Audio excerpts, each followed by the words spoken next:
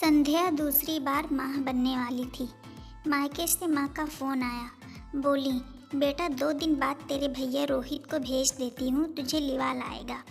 इस बार भी तेरी डिलीवरी मायके में ही करवाऊँगी। बड़ी ही उत्सुकता से मंजू जी बोली। संध्या बोली, लेकिन माँ मैं इस बार नहीं। मंजू जी बोली, अरे तुझे चिंता करने की कोई ज़रूरत नहीं है। मैंने तेरी सास से भी बात कर ली है, उन्हें कोई एतराज़ नहीं है। मैं तो तुझे 7वें महीने में ही घर ले आती, मगर तुम ही हर बार मना करती रही। लेकिन अब 9 महीना लग गया है तो अब आ जा बेटा भैया के साथ। संध्या बोली, माँ तुम ज़िद मत किया करो, भैया को लेने मत भेजो, मैं खुद से आ जाऊँगी। कैसी बात कर रही हो संध्या, 9वां महीना लग चुका है, ऐसे में बेटा अकेले आना ठीक नहीं होगा। मंजू जी चिंता व्यक्त करते हुए बोली, माँ मैं अमित से बात करके तुम्हें बताती हूँ, भैया को अभी मत भेजो। संध्या बोली। फ़ोन रखते ही संध्या को अपनी पहली डिलीवरी के दिन याद आ गए।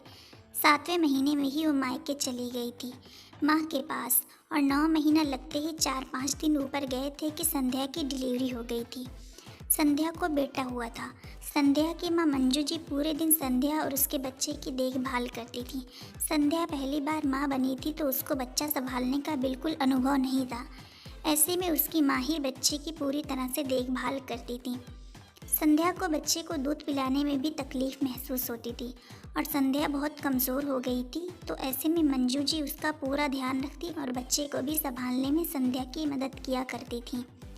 मंजू जी ने महीना पहले ही मलाई से देसी घी निकाल कर जमा कर रखा था, जिसे उन्होंने देसी घी और गोंद के लड्डू बनाए थे। दूध में सारे मेवे पीस कर डालती और उसे पीने के लिए देती। मंजू जी कहती थी, उसे पीने से दूध अच्छा बनता है और तुम्हें ताकत मिलेगी।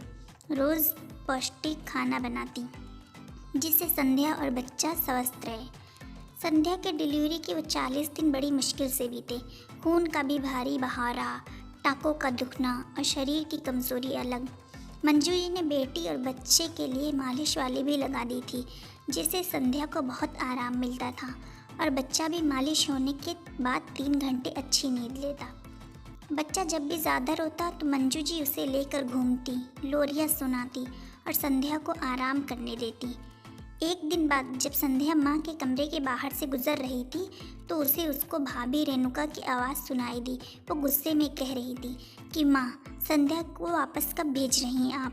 उसकी और उसके बच्चे की देख रेख में शायद आप भूल गई हैं कि आपको रहना हमारे साथ है, और मेरे भी 2 बच्चे हैं, और लगता है आप भूल गई हैं कि आपको उनको संभालने में मेरी मदद करनी है। संध्या की डिलीवरी भी हमारे पैसों से हुई है और इतना महंगा महंगा मेवा मिष्ठान खिला रही हैं सो अलग। रीति रिवाज के नाम पर तो पूरी लूट मचा रखी है आपने। अब बहुत हुआ, हमें अपना भी घर चलाना है। मंजू जी की आंखों में आंसू छलक आए। संध्या ये देखकर अपने कमरे में आकर रो पड़ी। संध्या को पहले दिन से ही एहसास हो रहा था कि भाभी कुछ उखड़ी उखड़ी सी हैं, मगर आज पता चला कि उनके मन में क्या चल रहा था। संध्या ने अपने पति अमित को फ़ोन किया और उसे अगले ही दिन लेने आने को कहा। अमित ने बोला, संध्या मैं तो तुम्हें जाने भी नहीं दे रहा था, मगर माँ ने इतनी ज़िद की इसलिए कुछ बोल ना पाया। संध्या बोली, अमित माँ ने मेरी डिलीवरी के इन 40 दिनों में मुझे बहुत आराम दिया, मगर माँ की ये हालत देखकर मैं बहुत दुखी हूँ। माँ ने हमेशा भाभी और उनके बच्चों का भी इतना ही ख्याल रखा है, मगर शायद भाभी हमें कभी अपना नहीं समझ पाई। अमित दूसरे दिन आकर संध्या को ले गया और संध्या ने ये बात माँ को नहीं बताई कि उसने भाभी की बातें सुन ली थी। संध्या को दूसरा बच्चा होने वाला है और आज माँ का फिर से फ़ोन आया है, मगर संध्या ने इस बार तय कर लिया था कि वो इस बार मायके नहीं जाएगी और यहीं ससुराल में अपनी डिलीवरी करवाएगी। अपनी वजह से माँ को भाभी के तानों का शिकार नहीं होने देगी। संध्या की सास बोली, संध्या तुम्हारी माँ का फ़ोन आया था तुम्हें डिलीवरी पर बुलाने के लिए। संध्या बोली, मैं डिलीवरी पर मायके नहीं जाऊँगी माँ, इस बार यहीं रहूँगी।